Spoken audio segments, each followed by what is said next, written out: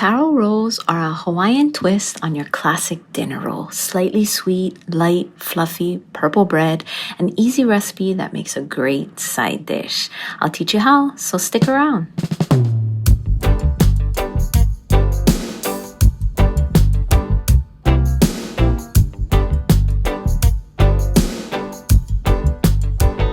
Aloha mai kako, my name is Relle and welcome to my kitchen where I like to share all my favorite Hawaiian and local recipes.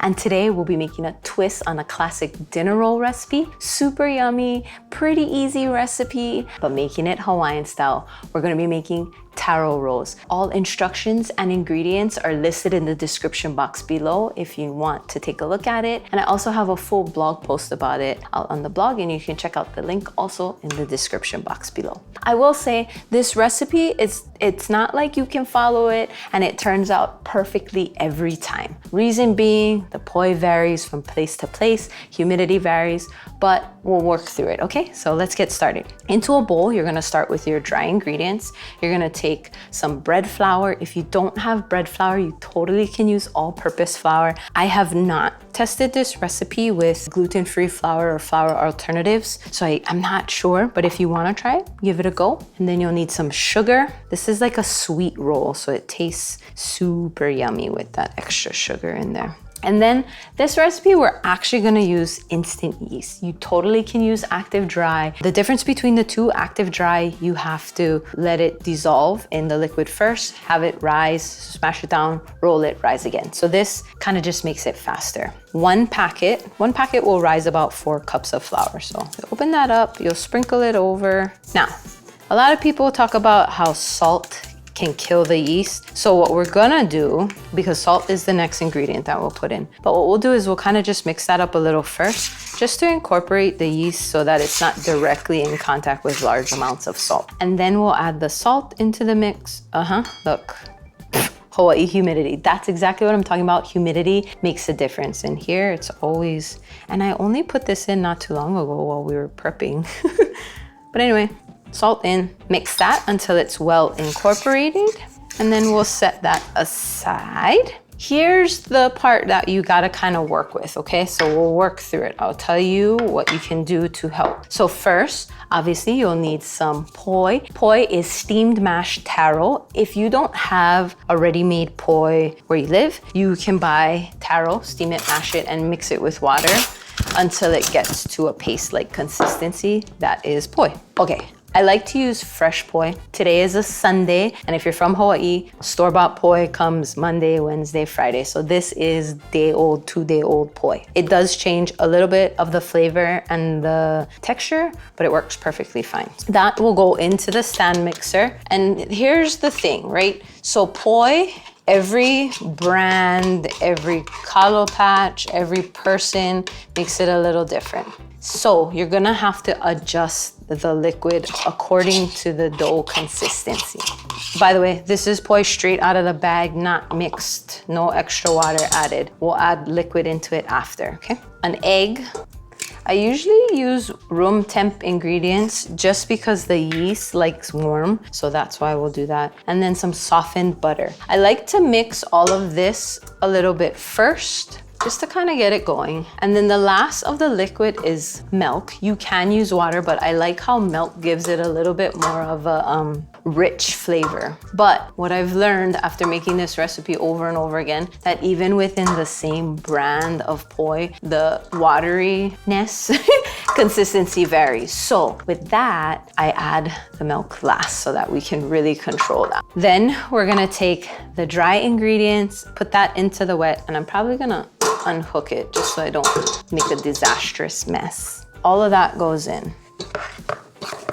And most of the time, the dough comes out more wet than we want it to. If you do not have a stand mixer, you can mix this by hand. Trust me, the little old grandmas do it, and they've got excellent arm muscles. But I like to use the dough hook that comes with the stand mixer. That goes on, twist it in, lift up the bowl, and let it roll. So we're just gonna get it kind of started. Once it's a little bit liquidy, and you know what, guys? Epic fail, but we can fix that, is I did not put in the purple food coloring. Purple food coloring should go in with the liquid so that you can kind of mix it. So let's see if I can save this real quick. This goes to show you that I am human, things happen. I think best bet, color the milk. So I'm gonna take half of the milk mixture because I know generally the milk is about 1/4 to 1/2 cup. But I think what the best bet would be, so if this happens to you, like I mentioned, this should go in before, but if this happens to you, don't worry about it. Add the food coloring to the milk. And this is just gel food coloring. If you only have the liquid, that's fine. You just might need a little bit more. And this is the very end of it. I know it looks blue. Trust me, it scared me the first couple of times too. I was like, oh no, this is not gonna be purple, but it does. And you mix it up.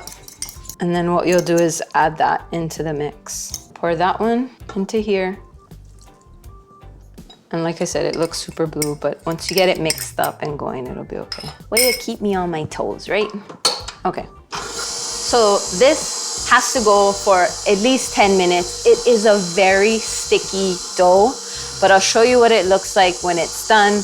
You'll kind of mix in a little bit of milk at a time until you get the right consistency. So stick around and we'll be right back.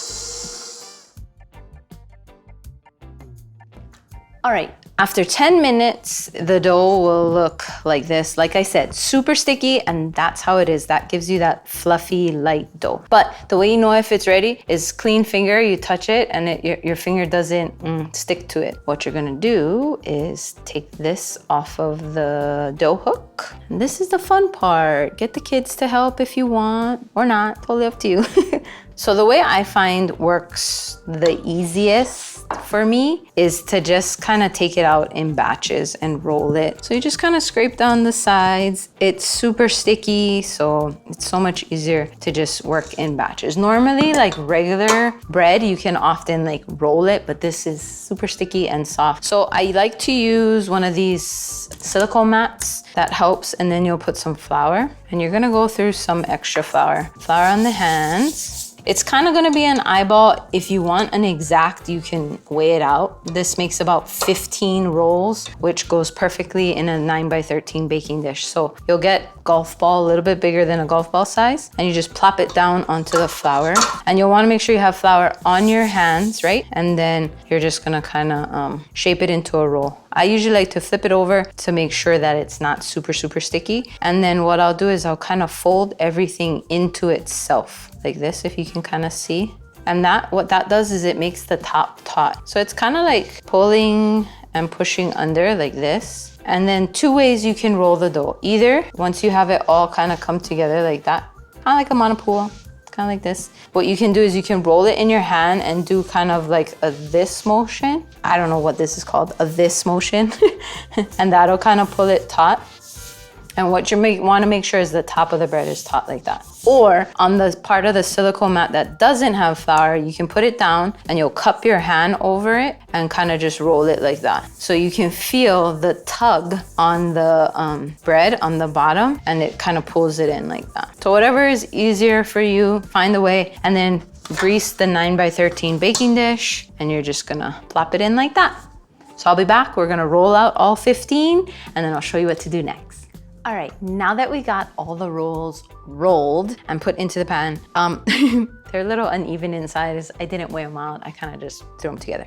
That's fine. But now you'll have to let them rise. This will vary place to place, depending how warm, how cold, how humid. Generally, I find here it's about hour and a half, 2 hours. And what you'll do is you'll go ahead and cover your pan with a towel. And what I like to do is set it in the oven. So you can either turn the light on in the oven and that'll generate some heat. You can preheat it to the lowest temp, then turn the oven off and place it in. Basically, it just makes it a warm environment for it. Because I'm gonna be using the oven for some other recipes, I'm gonna put it in the microwave and not turn it on. It's just gonna sit in there so that it's dark and warm. So what I did was I took a bowl of some water and a paper towel in it, microwaved it for a little bit to get some warmth and some steam, and then we'll put that in. So we'll cover this up, put it in the microwave, not turn it on. It's just gonna sit in there so it can rise, and we'll be back in 2 hours so I can show you what it looks like and show you how to bake it and get delicious taro rolls. Be right back.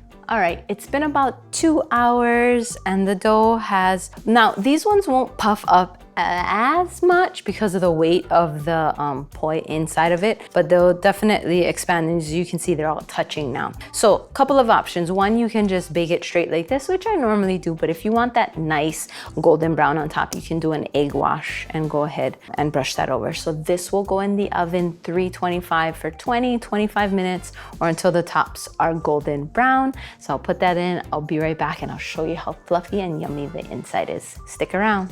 All right, so it's been about 20-25 minutes, and this is what the taro rolls look like. You wanna let it cool slightly, and then you can enjoy. The pan's a little warm, but look at this fluffiness. Wow. If you like this recipe and you wanna see more or other Thanksgiving type of recipes, then check out this video here. And until next time, ahoy ho.